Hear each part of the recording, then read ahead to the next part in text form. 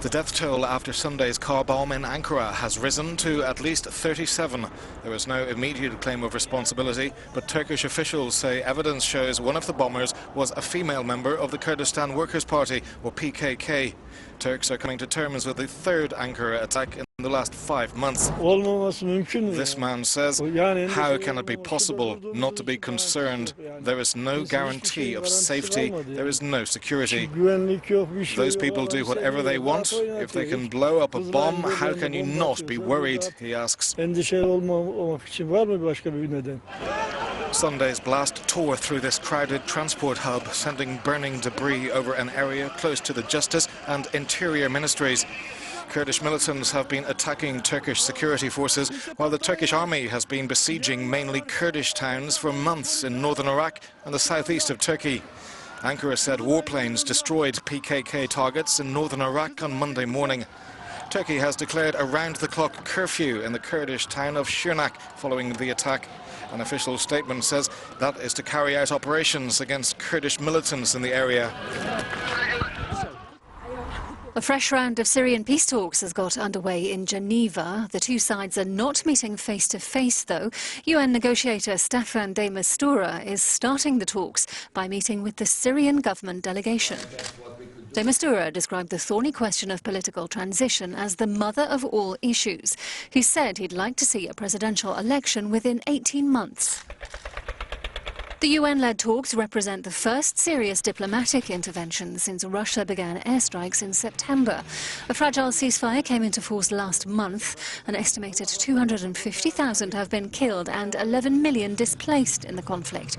It began with an uprising against President Assad 5 years ago this week.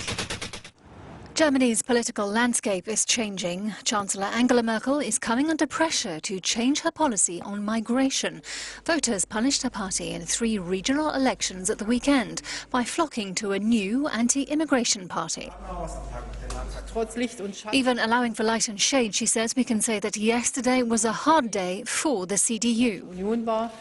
Merkel's Christian Democrats lost support in all 3 states: the industrial area of Baden-Württemberg, the wine-growing region of Rhineland-Palatinate and the eastern state of Saxony-Anhalt.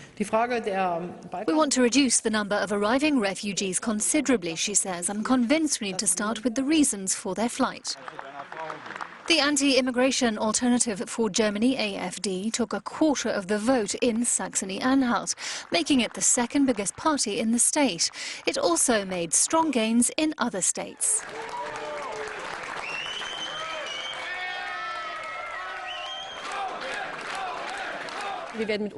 Opposition is making politics, she says. We're herding the state governments before us. Talks are inevitable because the basis of the traditional parties, particularly the SPD and CDU, is rapidly eroding. Headlines in Monday's German press suggest Merkel's CDU and its junior coalition partner, the SPD, should see the results as a wake-up call at federal level. Spain has criticised a German-brokered migration deal with Turkey that will be debated by EU leaders on Thursday.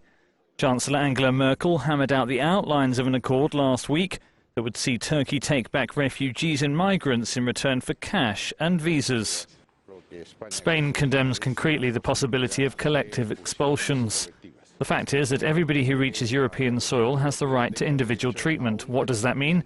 It means to submit an asylum request, and that this asylum request is examined.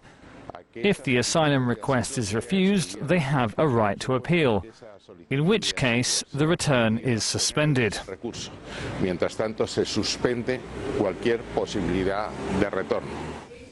The United Nations also expressed doubts about the legality of the deal. I hope every consideration is given to independent assessments, to the fact that we certainly do not want to see blanket returns, and that these potential inconsistencies between EU law and policy are basically wrung out of the agreement, and we have something fully in line with EU and human rights law. EU leaders meet on Thursday and Friday to try and finalise the deal. Cyprus remains opposed, owing to Ankara's refusal to recognise the Greek Cypriot government.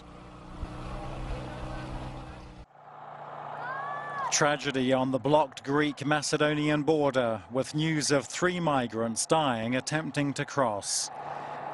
Macedonian police say 2 men and a woman have drowned while trying to cross a river swollen by heavy rain. The drownings happened near the Macedonian border town of Gevgelija and come amid reports that 8 people are missing after a migrants' boat sank off the Greek island of Kos. Migrants are still arriving in Greece despite the closure of the so-called Balkans route and a bottleneck of thousands of people.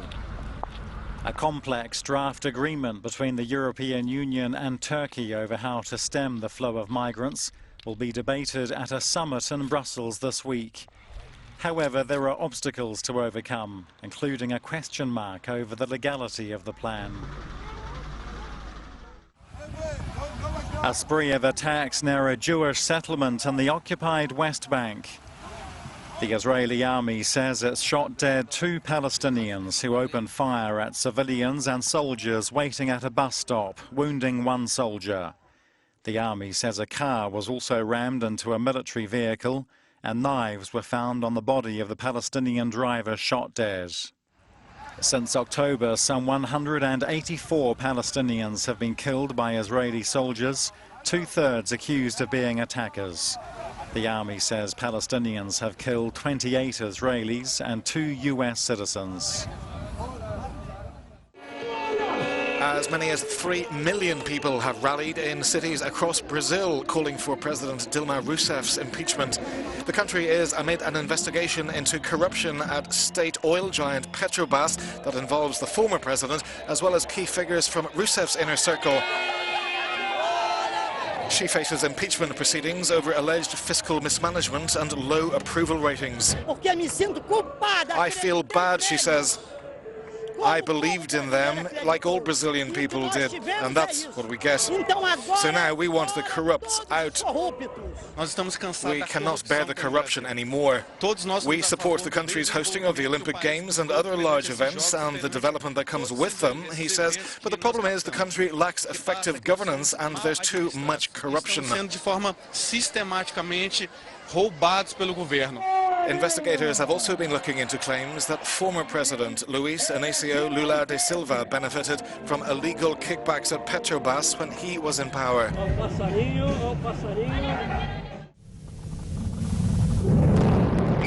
The Exomars probe blasts off on board a Russian Proton rocket from Kazakhstan to the Red Planet, a joint mission between the Russian and European space agencies to look for evidence of past or current life on Mars. Scientists want to solve the mystery of methane on Mars. Living organisms produce methane here on Earth.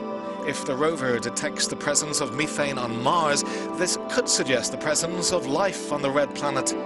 In a few years, the Exomars rover will return on a second mission to Mars to drill for signs of life below the surface.